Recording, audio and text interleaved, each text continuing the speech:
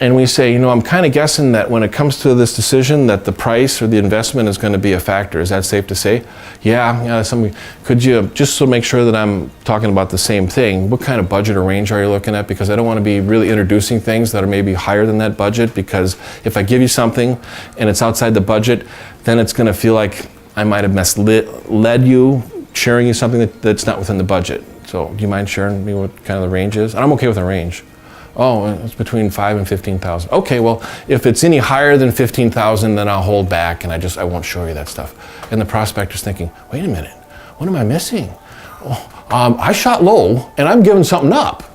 And now the prospecting back goes, well, if we saw something we liked, we might find the money for it.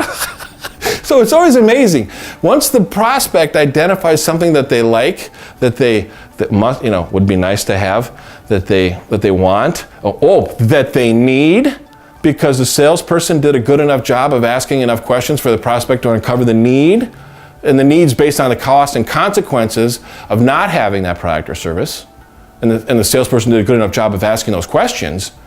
Now the motivation for the buyer, the prospect, to learn about all the solutions regardless of money.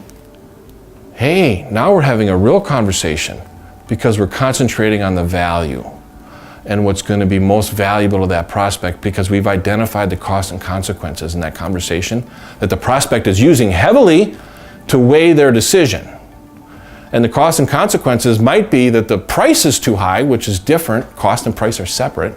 That the price is too high, so then they don't want to spend the money. So then they take a risk of overspending on a budget that those approved. So there's a risk there. So you got to really know who you're talking to when it comes to making a decision. You may be talking to somebody who's got somewhat of a cap on a budget versus somebody who's looking at the overall need and the overall cost and consequences of not having that solution. So the higher you get in the organization, and usually it's the business owner, the CEO, involving their team.